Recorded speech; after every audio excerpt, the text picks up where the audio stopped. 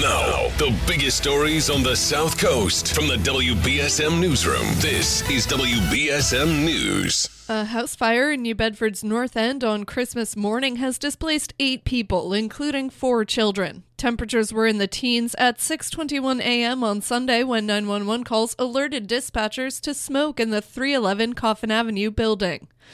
Smoke was seen on the second and third floors of the 6-family residence, and firefighters found flames coming out of the second-floor bathroom. Crews put out the fire with no injuries reported. The cause is believed to be accidental. Residents of 2 units, including 4 kids, were displaced by the incident. The families are being helped by the American Red Cross. Police in Fairhaven are asking for the public's help identifying the suspect in a series of vehicle break-ins and a theft that took place earlier this month. A surveillance video of the suspect was posted to the Fairhaven Police Department's Facebook page on Wednesday. Police said the suspect is wanted in connection with several recent vehicle break-ins and a suspected vehicle larceny that took place on December 18th near Linden Avenue, Hemlock Street, and Birchfield Street. Anyone with information is urged to call Fairhaven Police. The video is available at WBSM.com or on the WBSM app. Bristol County Sheriff-elect Paul Heroux toured the county correctional facilities earlier this week with outgoing Sheriff Thomas Hodgson as part of his preparations to take over on January 4th. In an appearance on WBSM's SouthCoast Tonight, Heroux told host Marcus Farrow that he was, quote, surprised by what he saw at the Ash Street Jail in New Bedford. When we were at Ash Street, I was surprised to see inmates playing cards and doing recreational activities, running, push-ups, pull-ups. The Attleboro mayor added that, quote, we've all heard the stories that none of that stuff is going on.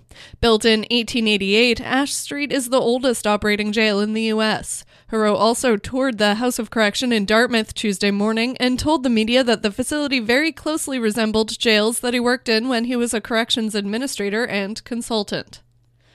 A shooting is under investigation in Hyannis. It reportedly happened at around 6:30 p.m. Wednesday in a parking area near Yarmouth Road. The victim is expected to survive. Local and state authorities are conducting an active search for the suspect. A Brockton woman found guilty of killing her 2 small children will be spending the rest of her life in prison.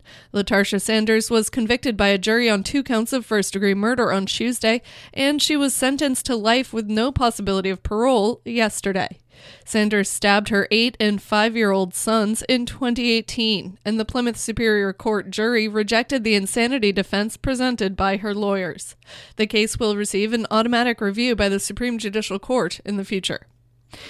And a man convicted of killing a blind man with a shotgun at point-blank range at his home in Brockton in December 1986 will be released on parole for the second time. That's after he had his parole revoked following multiple arrests in 2009.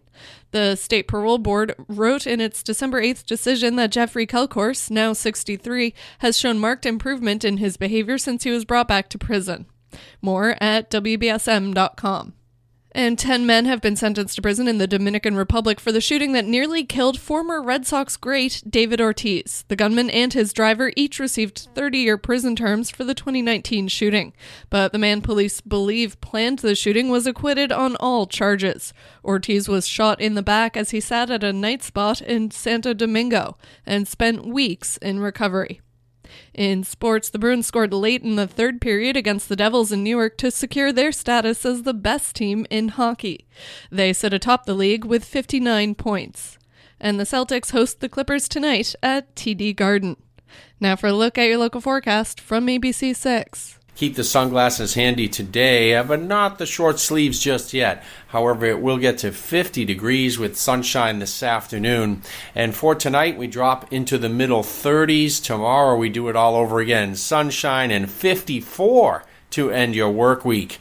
And showers move in for New Year's Eve. From the ABC 6 Weather Center, I'm Storm Tracker meteorologist Nick Morganelli on New Bedford's News Talk Station 1420 WBSM.